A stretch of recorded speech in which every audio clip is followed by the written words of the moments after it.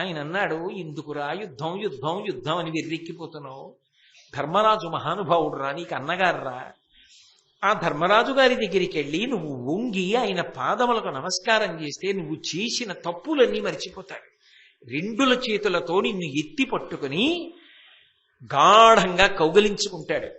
నువ్వు భీముడు మీ విశాలమైన వక్షస్థలములు ఉరుసుకునేటట్టుగా ఇద్దరూ కౌగలించుకుంటే ఆ అర్జునుడు, నకుల సహదేవులు కవలలు వాళ్ళొచ్చి నీకు నమస్కారం చేస్తే నువ్వు వాళ్ళని గుత్తి ఎత్తి పట్టి పైకెత్తి కౌగలించుకుంటే మీరందరూ అలా కళ్ళ ముందు కలిసి ఉంటే పిల్లలతో పాపలతో తామర తంపరగా వంశం పెరుగుతుంటే వృద్ధులమైపోయాం, మాకింతకన్నా ఏం కావాలరా? ఆనందపడిపోతాం. చిదిమీకురా, నాశనం చేసేకురా, ఈ పుష్పవాటికని భ్రంశం చేయకు, అందరూ సంతోషంగా ఉండేటట్టుగా కృష్ణుడు చెప్పిన మాట విను, నా మాట విను అన్నాడు.